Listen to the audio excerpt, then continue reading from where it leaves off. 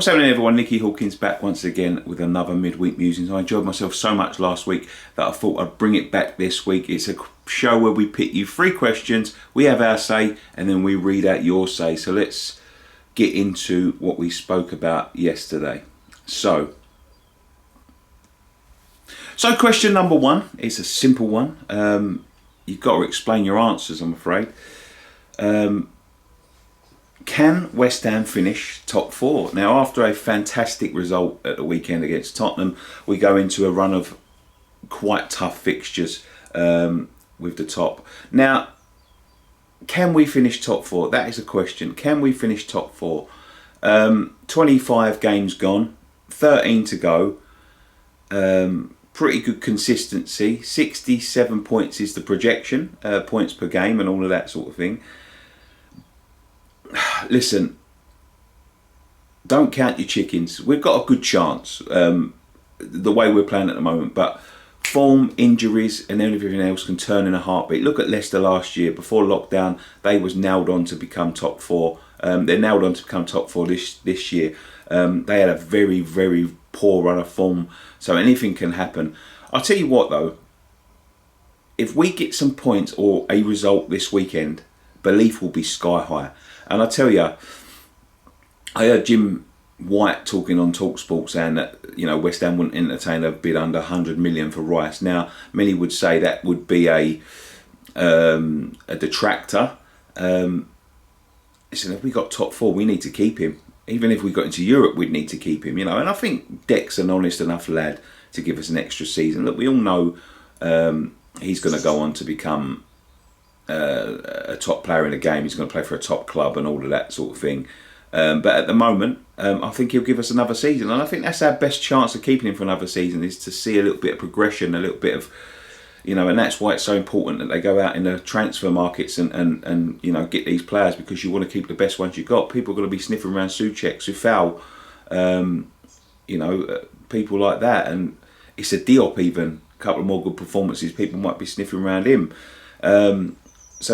But can we finish top 4? Listen, it's going to be a stretch, I'll tell you that. But let's take some of your answers. LPWHU says, yes, we're one of the only teams in the league around the Champions League spots where we don't have any fixture congestion. However, teams like Liverpool, Chelsea, Leicester, Man United all have games to play during midweek. Look, we've got a couple of them teams coming up as well. I think that'll give us an indication of where we're going or what we're doing. You know, we play the likes of Leicester, Man United, Chelsea in the next few weeks, so we'll see. GSB Ben says it's possible, however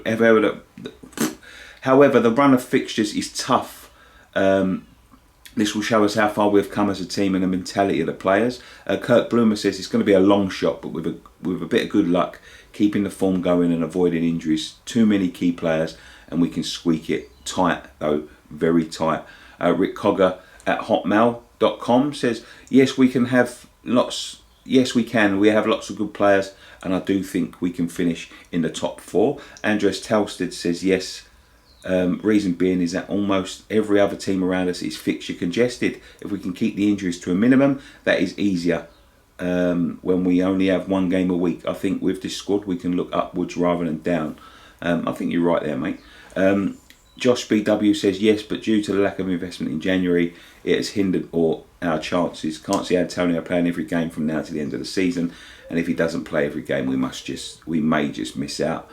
Ray Costa says, no, I would love to think we can add, and to be honest, we've got a chance, but due to a lack of squad depth, if we do get a couple of injuries and the players we are finishing every game getting lethargic, I think 5th or 6th is where we'll finish, which in itself would be amazing.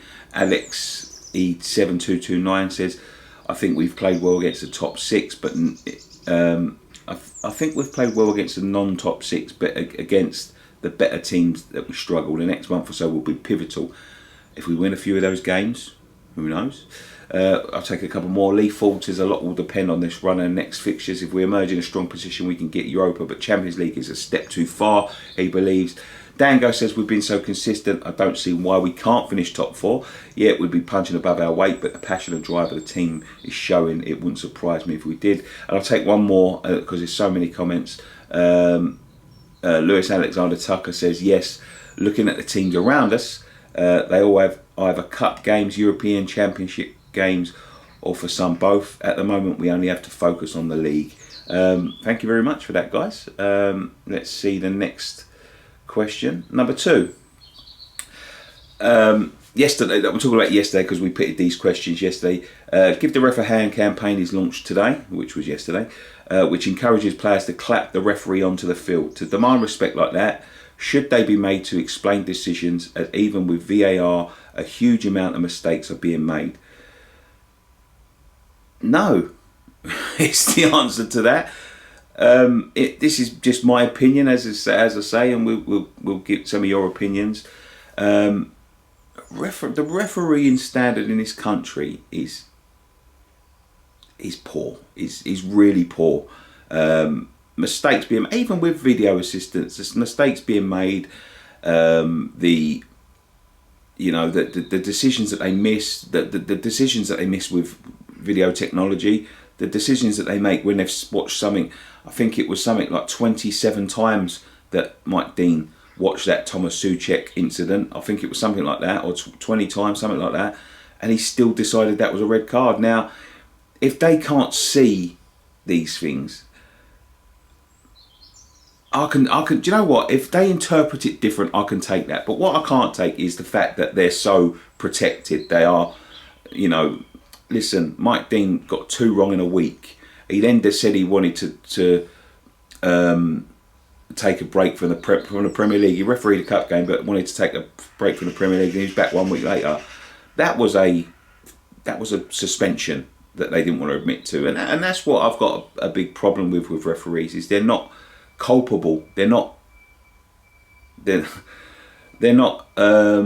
What's the word? They ain't taking responsibility for their actions. They're not allowed to.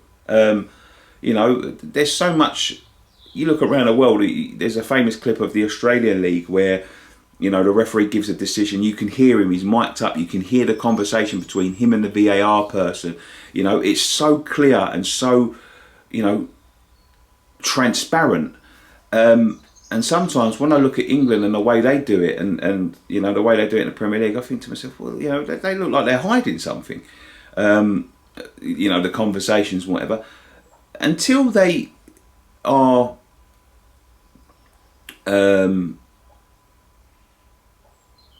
what's the word? I'm trying to think of a word and it's completely gone out of my head. But until they are, responsible for themselves, until they can come out and explain themselves, until they can come out and take responsibility for the decisions and explain the decisions and make it crystal clear, why should you clap them?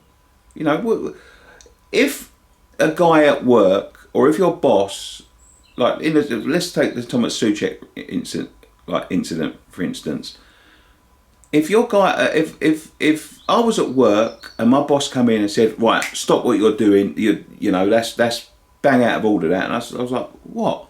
And he's like, I don't have to tell you, and sent you out of work for 3 days. Would you clap him in the office? I wouldn't. You know what I mean? You need an explanation. You need to know what's going through. I think that's a big part, is that we need to know what their thought process is, because if their thought process is, are different to ours, fair enough. But at least explain it. At least explain it to the people watching the game. I mean, why you want to hide it, I don't know. I've gone on for far too long. But no, you shouldn't be clapping them onto the field. They do it there to do a job. Does anybody clap anyone in the office when they come in? No, they don't. Dango85 says, bit cheeky that, mate. Refs have got decisions wrong time and time again, even with VAR involved. So in my opinion, having to clap for a ref is a joke. I think they should be interviewed after the game, like players and managers, and made to explain game-changing decisions. Rick Cogger, who is a referee, says, I think we do need to clap, because I think we need people to clap, because without us referees, for you lot, there will be no game. If you just clap, maybe they will more referee in football, or just give us more respect. And if you can't go on a referee course and see how you lot get on the fans, which I think what he's trying to say there is maybe like there'll be more referees and better standards of referees if there is a little bit of respect given. I do believe that some people go over the top. If there's more respect, and basically go and see what it's like by going on a referee course, basically. LPHWHU says, I've always believed that VAR should use a ref link so that viewers can watch VAR and listen to their conversation like in rugby. They need to explain themselves during the decision, not after. Alex says, respect is two ways. Starts with the players. We should go the same way as the rugby model. No tolerance of ref abuse. Likewise, explanations of their decisions should be made public and or mic'd up so we can hear the VAR chat. GSB out Ben says 100% should explain the decisions. It works well in rugby and leaves everyone knowing why they had opinions at that time. Chris Fink, just a non-sticky plaster on a bigger problem. The state of referees is obvious to all. No coincidence that no English refs were called up into the last World Cup. Lucas says, if the ref does his job well, then yes, but if he makes stupid decisions, they should be made to say why. Why can't we have comms on so all can hear is beyond me, says GSB out Telvis. I would help all you detest the discussion and the decision. It would help all you detest and the discussion and the decision, and then if there is a mistake, it can be addressed so it doesn't happen again. As for the clapping, bloody ridiculous. John Spencer, not a hope. You earn respect, in capital letters. And we've had so many crap decisions go against us that we're clearly wrong. You choose to be a ref, put up or shut up. He's very passionate there. George Willis says, with a standard of refereeing this season, I don't see why they should be applauded. But if that's the way it has to be, they must explain the thought process behind some of the more controversial decisions. And Penfold finishes it up by just saying, give the ref a kick up the arse. His words, not mine. And number 3, this is a very short one. I know we've gone on for a little while.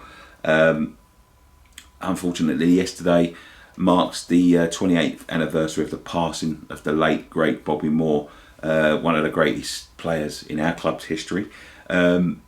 Probably the greatest, to be fair, or definitely up in the top 2. So the question was, today marks the 28th anniversary of the great Bobby Moore's passing.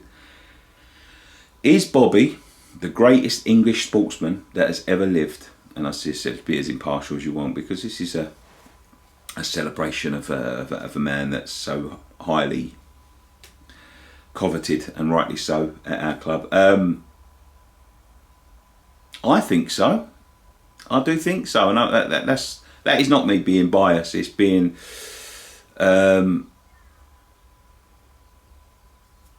when I go back. I mean, there's some great sportsmen. Don't get me wrong. There's people like Lewis Hamilton and Stephen Redgrave and people like that who, you know, went on to achieve marvellous things, and they were fantastic sportsmen. Daley Thompson was one. Who else can I think of? In the boxing world, people like Chris Eubank, and, you know, probably not the greatest in their fields, but as Englishmen, yeah, Nassim Hamid at a time. But the greatest of all time, I think it's got to be him, greatest English sportsman. He led the England team to probably the most popular sports World Cup in the world, which can't be dismissed. He played for West Ham at the time. Don't forget, he captained West Ham, who didn't have a reputation of the greatest side in the world. But it wasn't just that; it was the way he conducted himself. He was a gentleman. He was a perfect. You know, apart from the incident in Mexico, which, you know, many think that he was stitched up, he conducted himself brilliantly. Never got involved in controversy. You know, lived his life, and, you know, just by example. And he was the perfect captain, one of the greatest defenders the world has ever seen, by far. And then captained the side to the World Cup, and he was just so composed. And if you've got to think about how historic that moment was, and the parties, you know, when Daley Thompson and Steve Redgrave and stuff like that won the golds, and yeah, they was you know, they was lauded. That obviously they was praised. But imagine winning the World Cup and the street parties. There was no street parties when Stephen Redgrave won his 5th gold medal. There was none. Like, regardless of, yeah, it was great for the sport and all of that sort of thing. But imagine that, like, the euphoria that he led this country to. For me, the greatest sportsman, English sportsman of all time. Let's take some of your comments. LPHWHU, yes, he's the only England captain to win a World Cup, but because he played for crap West Ham, he never got the recognition from the media. If he was a Man United player, the media would like his arsehole. I think he means lick his arsehole till the end of time. Rest in peace, Bobby. True hero of this club. Telvis, GSB out Telvis said, from a football perspective, yes, sportsmen, there is a debate to be had with people like Sir Steve Redgrave and Daley Thompson. I did mention them. GSB out Ben said, what other English captains lifted the World Cup? The Rugby World Cup was lifted by Englishmen, you know what I mean? Like, it's not just football and all that, but I get what you mean, mate, and I agree. Alex says, every sport will say they have the best English sportsman. It's debatable. Chris Finks put a little gif of him lifting the World Cup and says, was there any better? John Spencer's posted a picture of him and Pele, says, no doubt, ask Pele. George Willis says, name me a better one. You can't. I can't. And Penfold finishes up the video today by saying, simply, yes. Simple as that.